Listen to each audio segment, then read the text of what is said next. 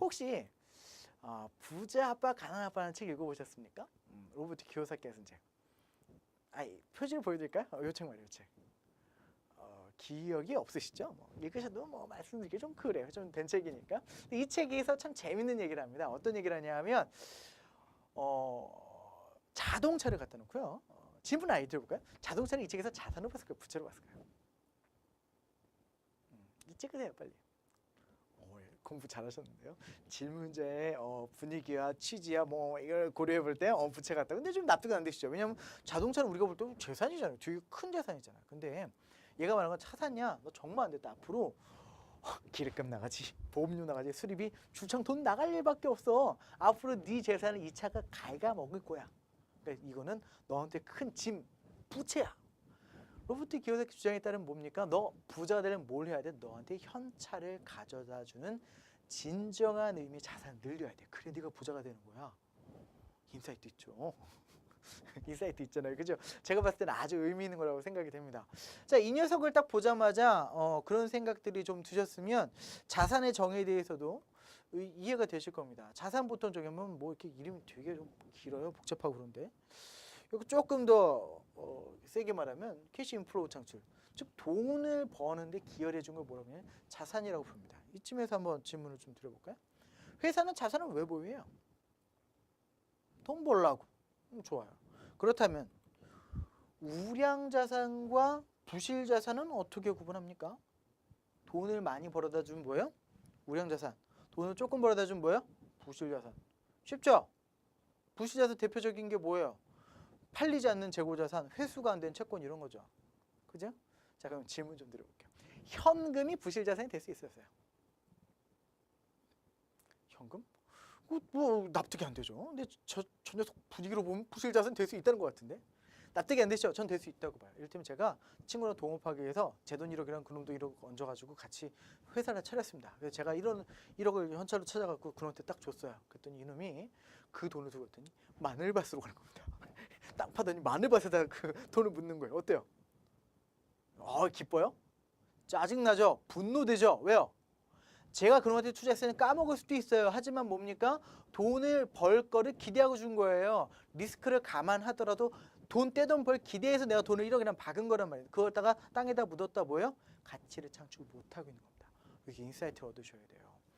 회사에서 자산이라고 하는 거는 가치를 창출하냐 못하냐를 그 기준으로 판단해야지, 내가 생각할 때 좋은 거, 새 거, 눈에 보이는 뽀다구 나는 거 이런 걸 기준으로 판단하시면 된다 안 된다?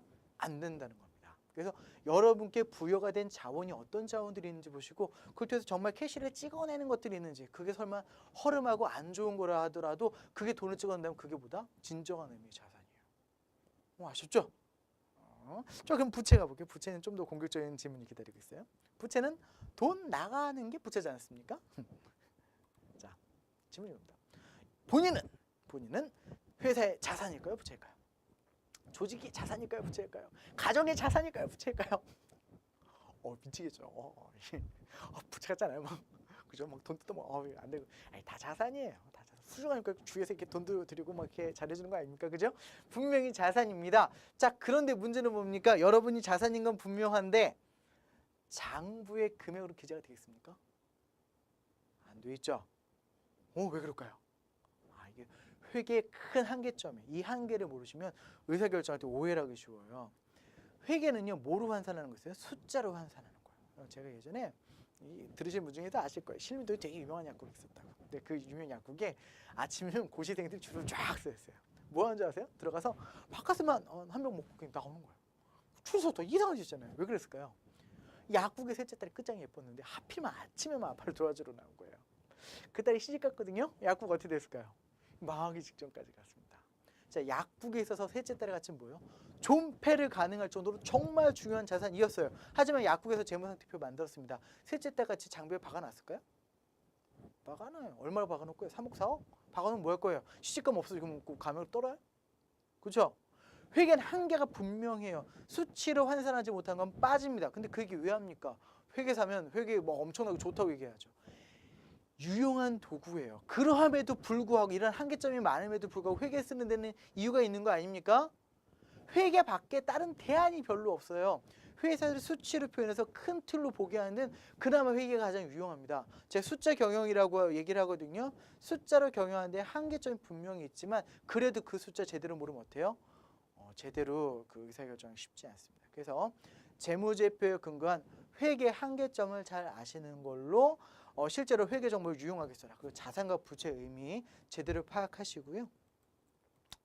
자본은 뭐 자산에서 부채를 뺀 거고 종잣돈에서 이익을 뺀 거니까 뭐 이익은 주주 관점에서 남긴 돈이라고 하는 거, 뭐 수익이랑 번 돈 같은 것도 좀 구분해야 된다는 거, 이런 말씀들을 좀 드릴 겁니다.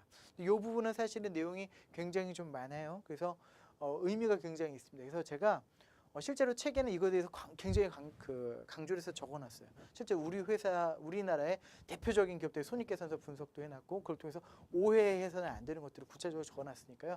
그런 항목들을 보시면서 이런 거에 대한 감들을 잡아주셨으면 좋겠어요. 그래도 그 시간 관계상 안 한다 하더라도 좀 간략하게 좀 설명을 드려야 되죠. 삼성전자 제가 손익계산서를 준비해왔는데 아까 수익에서 비용을 빼준 거를 그냥 이익이라고 했잖아요. 이거 이렇게 단계별로 쭉 복잡하게 그래요. 근데 글씨가 안 보이잖아요, 그죠? 여러분 잘 안 보이잖아요, 그죠? 그래서 단계별로 따져보면 매출액, 매출 원가, 그 다음에 영업이익 요 세 가지만 따져볼게요. 매출액이 뭐냐면 짜장면 팔아서 번 돈이에요. 매출 원가 뭐냐면 짜장면을 만드는 데 들어간 돈이다. 밀가루값, 춘자값, 주방장 아저씨 인건비, 만드는 기계 감가상각비 이런 것들이 매출 원가예요. 그럼 매출 총액은 뭡니까? 본연의 사업을 통해서 번 이익이에요. 그럼 그거 뭐 끝이 아닌가? 여러분 길 가는데 누가 갑자기 짜장면 드리신 적 있어요? 먹고 싶으면 전화를 해서 배달을 시키든 아니면 가게를 찾아가서 짜장면 먹든 그러지 않았을 거예요? 실제로 판매를 하기 위해서 광고 전화 보고 전화했겠죠. 광고비 같은 판매비가 필요해요. 매장에 들어가게 되면 매장 임대료나 전기세니 수수료니 거기 매장에 홀서빙 보는 이런 사람들 관리 비용이 들어갑니다. 그렇죠? 판매비하고 그 관리비를 빼준 게 뭐예요? 진정한 영업에서 생긴 이익입니다. 이걸 영업이익이라고 불러요. 여기다가 금융 자산이 많으면 이자가 나오겠죠. 금융 부채가 많으면 이자 비용이 많이 나가지 않겠습니까? 이자 수익과 이자 비용을 가감해 준 게 뭐예요? 세전이익, 세금 뺀 게 당기순이익입니다. 이게 손익계산서예요.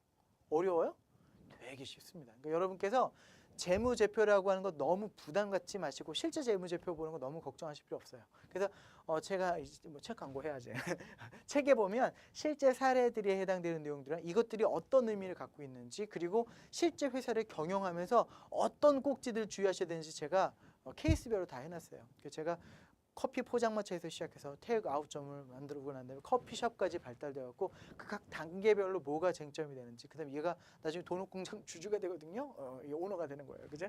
주주가 되면서 주주 관점에서 이런 것들을 어떻게 해석해야 되는지를 1편, 2편을 나누고 제가 아주 재미나게 사실 뭐 큰 재미는 없지만 회계책 치고는 엄청나게 재미나게 정리를 해놨으니까 여러분께서 실제 데이터 근거한 이 책도 한번 보시면 큰 도움이 될 거라고 생각됩니다. 아셨죠?